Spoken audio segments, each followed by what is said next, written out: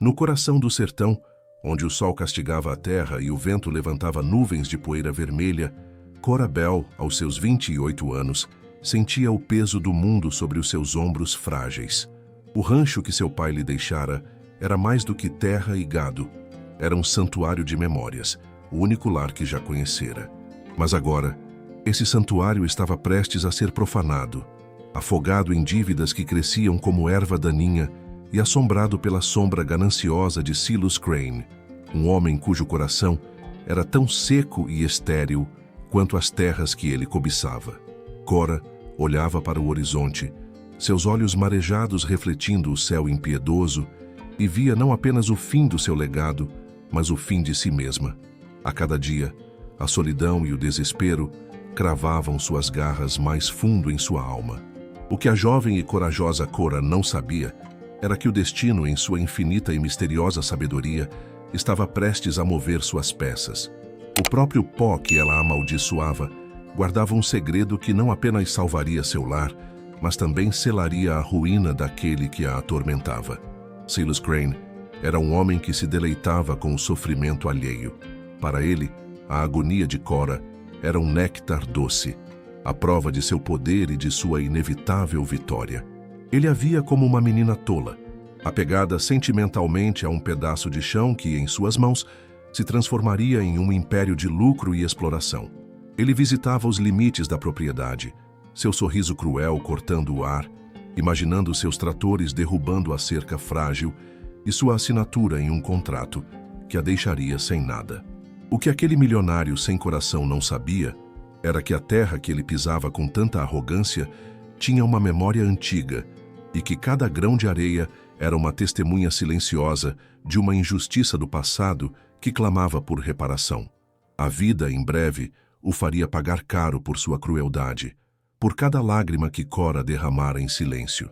A injustiça se tornava uma rotina diária, um veneno lento que minava as forças de Cora. Pela manhã, encontrava uma cerca cortada, o gado magro disperso pela caatinga. À tarde recebia cartas do banco, com palavras frias e ameaçadoras que eram o eco da voz de Silas Crane, pois todos na região sabiam que o gerente do banco comia na mão do poderoso fazendeiro. Ela tentou argumentar, levou os livros de contas do pai, mostrou os registros de décadas de trabalho honesto. Mas os olhos do gerente eram frios, desprovidos de compaixão. Ele apenas balançava a cabeça e dizia que os números não mentiam, que o prazo estava se esgotando. Era uma farsa cruel, uma peça de teatro onde todos os atores já sabiam o final trágico. Com o coração pesado, Cora procurou os antigos vaqueiros que trabalharam para seu pai, homens cujas mãos enrugadas conheciam cada palmo daquelas terras. Ela os encontrou na pequena vila, sentados na sombra de uma velha gameleira. Ofereceu-lhes o pouco que tinha, implorou por ajuda, por um conselho. Mas os homens desviavam o olhar, seus rostos marcados pelo medo. Eles murmuravam desculpas, diziam que estavam velhos demais, que a vida já não lhes permitia lutar. Cora via a verdade em seus olhos. Eles haviam sido ameaçados pelos capangas de Silas Crane, homens sem lei que impunham a vontade de seu patrão com a força bruta. Ela estava completamente sozinha, uma ilha de decência em um mar de corrupção e medo. Can you believe such cruelty? Isolar uma jovem mulher, tirar-lhe toda a esperança apenas por ganância. As noites eram as piores. O silêncio do rancho era preenchido pelos fantasmas de suas preocupações. Ela mal comia, o corpo enfraquecido pela angústia e pelo trabalho incessante. Às vezes, Cora se pegava chorando em silêncio no quarto de seu pai, abraçando uma camisa velha que ainda guardava o cheiro dele. Ela se perguntava se era fraca, se estava desonrando sua memória ao não conseguir lutar com mais eficácia. Se ao menos ela soubesse a verdade, se ao menos soubesse que a força que precisava não estava apenas dentro dela, mas escondida sob a terra e nos anais esquecidos de sua própria família. A cada fracasso, a cada porta fechada, a simpatia do narrador por ela crescia, enquanto o desprezo por Silas Crane se tornava um fogo ardente.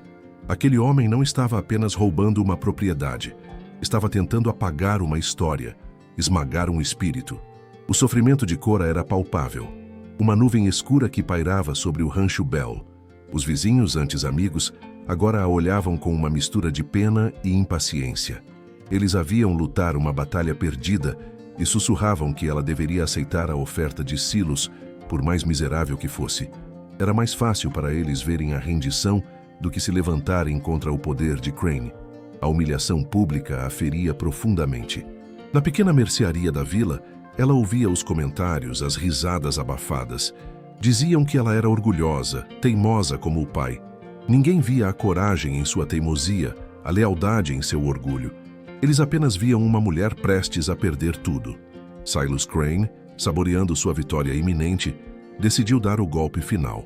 Ele organizou um leilão extrajudicial da propriedade, uma formalidade para que ele mesmo pudesse arrematar o rancho por uma fração de seu valor real. O edital foi publicado no pequeno jornal local. Uma sentença de morte impressa em tinta preta. Cora sentiu o chão desaparecer sob seus pés. Ela correu para a cidade vizinha, em busca de um advogado que não estivesse no bolso de Crane. Encontrou um senhor idoso, Dr. Almeida, cujos olhos ainda brilhavam com um senso de justiça. Ele ouviu a história dela com atenção, o rosto sombrio. Ele prometeu tentar, entrar com uma liminar, mas a avisou que as chances eram mínimas. A máquina de Crane era poderosa e bem lubrificada com dinheiro e influência. Os dias que antecederam o leilão foram um borrão de desespero. Cora trabalhava do nascer ao pôr do sol, tentando consertar o que podia, cuidar do pouco gado que restava, como se o trabalho pudesse de alguma forma adiar o inevitável. Suas mãos, antes macias, estavam agora calejadas e feridas. Seu rosto marcado pelo sol e pelas lágrimas. Ela estava lutando não apenas por terra, mas por sua identidade. Perder o rancho seria como ser arrancada de suas próprias raízes, lançada ao vento como uma folha seca. Mas karma nunca esquece. E a cada ato de crueldade de Silas Crane, o universo anotava a dívida, preparando uma cobrança com juros que ele jamais poderia imaginar. Foi numa tarde poeirenta, com o sol se pondo em um espetáculo de fogo e melancolia, que o destino finalmente interveio. Cora estava sentada na varanda, os olhos perdidos na vastidão seca, quando viu uma figura se aproximando a cavalo. Era um homem alto, imponente, o chapéu de cowboy sombreando seu rosto. Ele parou em frente à casa, desmontou com uma graça silenciosa e se aproximou, chapéu na mão em sinal de respeito. Seu nome era Grady Halt, e seus olhos carregavam uma seriedade e uma profundidade que Cora não via há muito tempo. Ele não ofereceu pena, ofereceu uma solução. Uma proposta tão inesperada quanto chocante. Ele propôs que se casassem. Cora ficou sem palavras, o espanto superando o desespero por um instante. Um estranho, surgido do nada, propondo o casamento. Ele explicou com calma, sua voz firme e direta. Não era uma proposta de amor, mas de negócios. Uma parceria. Ele tinha algum dinheiro, o suficiente para quitar a dívida mais urgente e parar o leilão. Em troca, ele pedia para trabalhar na terra, para ter um lugar para chamar de lar. Ele falou da importância de manter as pequenas propriedades vivas, de lutar contra os grandes barões como Crane. Havia uma convicção em sua voz, uma honestidade em seu olhar que a desarmou. Desesperada e sem outras opções, vendo a sinceridade naquele estranho, Cora aceitou. Mal sabia ela que aquele acordo pragmático era o primeiro fio de uma teia de segredos que os unia de formas que ela nunca poderia prever. O que Grady Halt não revelou naquele momento era que seu sobrenome não era uma coincidência, e sua chegada ali era tudo, menos um acaso. O casamento foi uma cerimônia simples e rápida no cartório da cidade.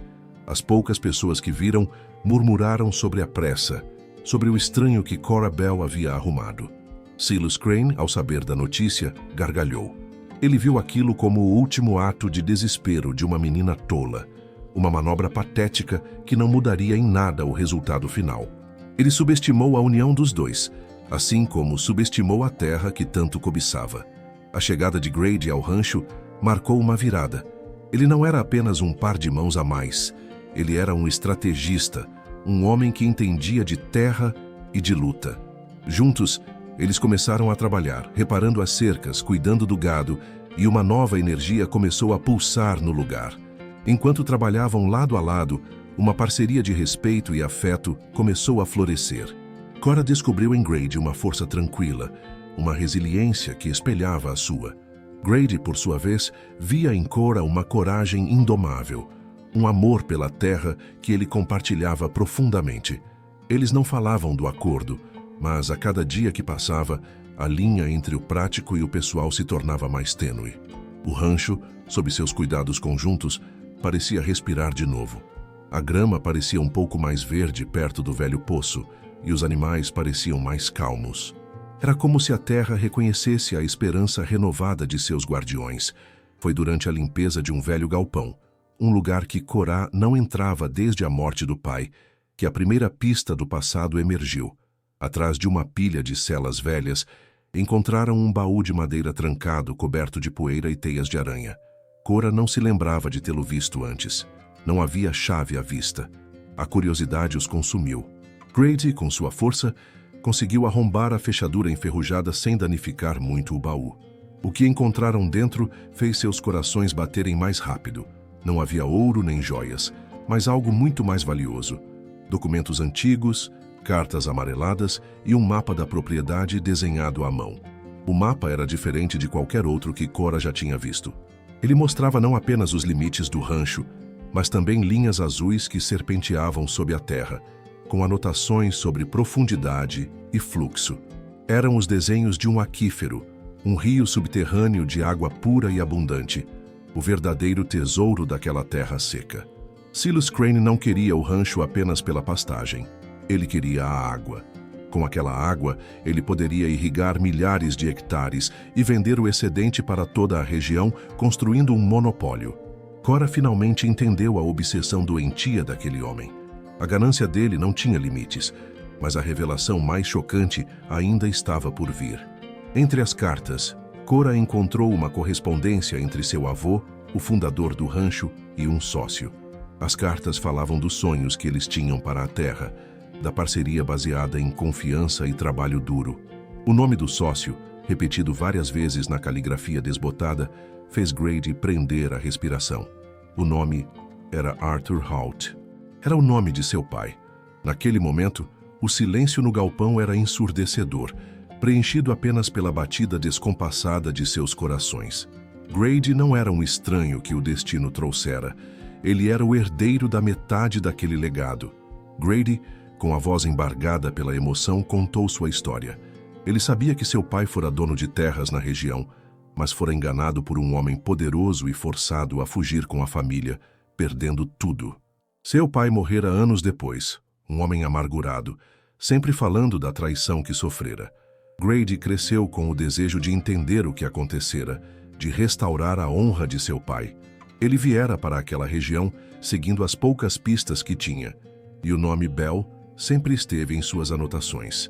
A proposta de casamento não fora um impulso, fora um risco calculado, uma forma de se aproximar da única pista que lhe restava. Se ao menos ele soubesse que não estava se aproximando de uma pista, mas de seu próprio lar. Juntos, Cora e Grady mergulharam nos documentos.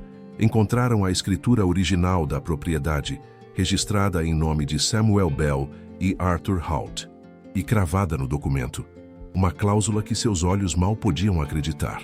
Os direitos sobre toda a água encontrada sob a superfície pertenciam exclusivamente aos proprietários e seus herdeiros, e não poderiam ser vendidos ou transferidos separadamente da terra. Era a prova irrefutável. A terra não pertencia apenas a Cora, pertencia aos dois. E Silas Crane, em sua arrogância, estava tentando roubar algo que, por direito, nunca poderia ser dele. A ironia era brutal. O homem que se achava o mestre do jogo estava prestes a ser derrubado por um pedaço de papel, que ele nem sabia que existia. Enquanto isso, Silas Crane, alheio à bomba que estava prestes a explodir, seguia com seus planos. Com o leilão suspenso pela liminar do Dr. Almeida, uma vitória temporária que apenas irritou Crane, ele decidiu usar a força. Seus capangas intensificaram o assédio. Envenenaram uma parte do poço, o suficiente para assustar, mas não para matar. Durante a noite, dispararam tiros para o ar, aterrorizando Cora e Grady. Eles esperavam quebrar o espírito dos dois, forçá-los a desistir. Mas o que eles não sabiam era que cada ato de violência apenas fortalecia a aliança entre Cora e Grady, transformando sua parceria de conveniência em um laço de cumplicidade e afeto genuíno. Eles não estavam mais lutando apenas por terra, estavam lutando por sua história, por sua família, por justiça. Um velho vaqueiro que antes se recusara a ajudar por medo, viu a água do poço ser envenenada. Aquele ato covarde foi a gota d'água. Ele procurou Cora e Grady secretamente, à noite. Com a voz trêmula, confessou que os homens de Crane o haviam ameaçado, mas que ele não podia mais viver com aquela covardia. Ele se ofereceu para testemunhar, para contar a todos sobre as táticas sujas de Crane. A maré estava começando a virar. A verdade, como a água do aquífero escondido, estava começando a encontrar frestas para vir à superfície. O dia do acerto de contas se aproximava e o mundo estava prestes a testemunhar a queda de um tirano. A revelação precisava ser pública, um golpe teatral que destruiria Silas Crane diante de todos que ele um dia intimidou. A oportunidade perfeita surgiu quando Crane, impaciente e arrogante, convocou uma reunião na Câmara Municipal da vila. Ele pretendia apresentar seu plano de desenvolvimento para a região, um eufemismo para seu monopólio da água. Ele queria o apoio público, queria parecer um benfeitor antes de esmagar Cora Bell de uma vez por todas. Dr. Almeida, Cora e Grady viram a armadilha, mas também viram a oportunidade. Seria o palco perfeito para a verdade ser revelada. Eles passaram dias se preparando, organizando os documentos, contatando a imprensa de uma cidade maior e garantindo que o velho vaqueiro estaria lá. A Câmara Municipal estava lotada. Fazendeiros, comerciantes, trabalhadores, todos estavam presentes, atraídos pela promessa de progresso de Crane. Silas subiu ao pódio, o rosto exalando autoconfiança. Ele falou com eloquência sobre prosperidade, sobre empregos, sobre um futuro brilhante para a região, um futuro que ele, e somente ele, poderia proporcionar. Ele pintou Cora Bell como um obstáculo, uma mulher teimosa que se apegava a um passado improdutivo. A multidão, seduzida por suas palavras, parecia estar do seu lado. Cora e Grady assistiam em silêncio, seus corações batendo forte. O momento estava chegando. Quando Silas Crane abriu para perguntas, Doutor, Almeida se levantou, sua figura idosa e frágil contrastando com a arrogância de Crane. Com a voz firme, ele não fez uma pergunta, fez uma acusação. Ele falou sobre um legado roubado, sobre uma parceria desfeita pela ganância. Silas riu, chamando-o de um velho senil. Foi então que Cora e Grady se levantaram e caminharam até o pódio. O murmúrio na sala cessou. Todos os olhos se voltaram para eles. Com as mãos trêmulas, mas a voz clara como cristal, Cora começou a falar. Ela não falou de dívidas, mas de história. Ela falou de seu avô e de seu sócio, Arthur Hout. Então, Grady tomou a palavra. Arthur Hout era meu pai, disse ele, e um suspiro coletivo percorreu a sala. Ele desdobrou o mapa antigo, mostrando a todos o segredo do aquífero. Em seguida, Cora ergueu a escritura original. Esta terra, ela disse, sua voz ecoando com a força de gerações, pertence às famílias Bell e Hout, e todos os direitos sobre a água nela contida. O silêncio era total. Silas Crane olhava para o documento, seu rosto passando de um tom rosado de confiança para um branco pálido de puro choque. Gotas de suor começaram a brotar em sua testa. Seus olhos se arregalaram, fixos na assinatura de Arthur Hout, como se vissem um fantasma. Naquele momento, tudo mudou. A máscara de benfeitor de Silas Crane se despedaçou, revelando o rosto de um ladrão e de um mentiroso. Ele tentou balbuciar algo, gaguejou que os documentos eram falsos, que era uma conspiração. Mas sua voz falhou. Seu corpo tremia visivelmente. Ele era um animal encurralado e o pânico em seus olhos era a confissão de sua culpa. Foi a vez do velho vaqueiro se levantar. Com a voz embargada, ele contou a todos sobre as ameaças, sobre a cerca cortada, sobre o poço envenenado. A multidão, antes seduzida por Crane, agora o olhava com desprezo. Os sussurros se transformaram em gritos de raiva. Ladrão! Assassino! A inversão de papéis foi instantânea e brutal. O homem que minutos antes era o mestre da situação, agora era um prisioneiro do ódio público. Cora e Grady, que entraram naquela sala como párias, agora eram vistos como heróis, os justos vingadores de uma história esquecida. O narrador, como um juiz moral, exultou. A justiça, por tanto tempo adormecida, finalmente despertara em toda a sua glória. As portas da câmara se abriram e 2 policiais, alertados previamente, entraram. Eles caminharam calmamente até Silas Crane, que estava paralisado, seu mundo desmoronando diante de seus olhos. O som das algemas se fechando em seus pulsos foi como uma música para os ouvidos de todos que ele havia oprimido. O grande e poderoso Silas Crane estava acabado. A justiça poética que se seguiu foi um espetáculo para ser saboreado. A prisão de Silas Crane na frente de toda a cidade, com os repórteres capturando cada segundo de sua humilhação, foi apenas o começo. Sua queda foi tão rápida e completa quanto sua ascensão fora cruel. Com a escritura original e o testemunho do vaqueiro, as autoridades abriram uma investigação completa sobre seus negócios. Descobriram uma teia de corrupção, fraude e extorsão que se estendia por toda a região. O gerente do banco que negara ajuda a Cora foi o primeiro a cair junto com seu mestre. Ele foi demitido e preso, seus bens confiscados para cobrir os rombos que suas fraudes causaram. Os capangas de Crane, vendo que o navio estava afundando, traíram-no para salvar a própria pele. Eles confessaram todos os crimes que cometeram a seu mando, detalhando cada ato de sabotagem e intimidação contra Cora e outros pequenos fazendeiros. Cada confissão era mais um prego no caixão de Silas Crane. Seus ativos foram congelados. As terras que ele havia acumulado através de ameaças e contratos falsos foram colocadas sob investigação. O império que ele construiu sobre o sofrimento alheio ruiu como um castelo de areia. A notícia se espalhou como fogo no sertão. O homem que todos temiam agora era motivo de escárnio. O julgamento foi rápido. As provas eram esmagadoras. Silas Crane, o outrora intocável milionário, agora estava no banco dos réus, um homem quebrado e envelhecido. Ele tentou apelar por misericórdia, mas seus olhos não encontravam compaixão em ninguém, muito menos em Cora e Grady, que assistiam a tudo do plenário. Eles não sentiam ódio, apenas o alívio frio da justiça sendo feita. O juiz, em sua sentença, falou não apenas dos crimes legais, mas da crueldade moral, da arrogância de um homem que se achava acima da lei e da decência humana.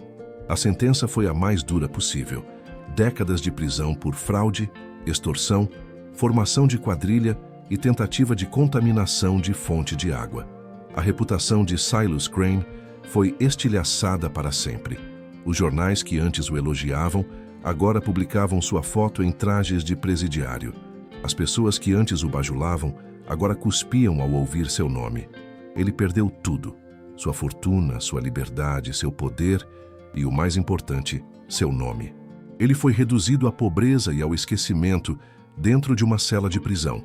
A vida, enfim, o fez pagar por cada lágrima, por cada noite de insônia, por cada grama de desespero que ele causara a Cora, porque o karma nunca esquece e sua retribuição é sempre proporcional à maldade semeada. Enquanto isso, Cora e Grady recebiam sua vindicação. A justiça reconheceu a validade da escritura original e eles foram declarados coproprietários legais do rancho Bell Hout. Com os direitos da água assegurados, o valor da propriedade se multiplicou exponencialmente. Mas eles não pensavam em dinheiro, pensavam em legado. Eles usaram a recém-descoberta riqueza não para ostentar, mas para reconstruir e fortalecer. O rancho floresceu como nunca antes. A água do aquífero, antes um segredo, trouxe vida nova à terra seca. O gado engordou, as plantações cresceram e a prosperidade voltou ao lugar. A comunidade, agora envergonhada de sua antiga desconfiança, passou a admirá-los profundamente. Eles se tornaram um símbolo de que a luta pela justiça, por mais difícil que pareça, vale a pena. Passaram-se 2 anos. O rancho Bell Hout não era mais um lugar de luta e tristeza, mas um oásis de esperança e prosperidade. Cora e Grady, cujo casamento começara como um contrato, agora estavam unidos por um amor profundo e verdadeiro, forjado no fogo da adversidade.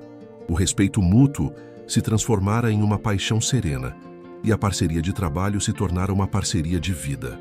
Eles caminhavam pela varanda da casa, agora reformada e cheia de vida, de mãos dadas, olhando para as terras verdes que haviam salvado juntos. O som de risadas de criança vinha de dentro da casa. Eles tinham um filho, um pequeno herdeiro que carregava os nomes Bell e Halt, unindo para sempre os dois legados. Cora não era mais a jovem assustada e sobrecarregada. Ela se tornara uma mulher forte e confiante, uma líder em sua comunidade. Junto com Grady, ela criou uma cooperativa para ajudar outros pequenos fazendeiros a protegerem suas terras e seus direitos à água, garantindo que ninguém mais passasse pelo que ela passou. Eles usaram seu conhecimento e seus recursos para lutar contra outros Silos Cranes, tornando-se guardiões não apenas de seu próprio rancho, mas de todo o modo de vida do sertanejo. A antiga vítima, agora vitoriosa, dedicava sua vida a ajudar outros a encontrarem sua força. Can you imagine a transformation so complete? Da beira da ruína à posição de salvadora da comunidade. Quanto a Silos Crane, sua queda foi permanente. As notícias que chegavam da prisão eram de um homem amargo e solitário, abandonado por todos. Sua fortuna se fora, gasta com advogados ou confiscada pela justiça. Ele não era nada além de um número, um fantasma esquecido pelo mundo que um dia ele tentou dominar. Seu nome se tornou uma lenda local, uma história de advertência contada às crianças sobre os perigos da ganância. Ele colheu exatamente o que plantou: solidão, miséria e esquecimento. Esta história nos lembra de uma verdade universal e atemporal. A ganância sempre carrega as sementes de sua própria destruição. Aqueles que constroem seus impérios sobre o sofrimento dos outros estão, na verdade, cavando suas próprias covas. Cora e Grady nos ensinam que a verdadeira força não está no poder ou no dinheiro, mas na união, na coragem e na lealdade às nossas raízes. O amor pela terra e pela justiça pode mover montanhas e desenterrar rios escondidos de esperança. Que esta narrativa sirva de aviso a todos. Nunca subestime a resiliência do espírito humano e nunca despreze o poder da verdade. O mal pode prosperar por um tempo, pode lançar sombras escuras e assustadoras, mas a luz da justiça, mesmo que demore, sempre encontrará um caminho para brilhar. Aqueles que semeiam o vento da crueldade, invariavelmente, colherão a tempestade da retribuição, porque no final, a terra sempre pertence àqueles que a amam, e o futuro sempre pertence àqueles que lutam por ele com um coração puro.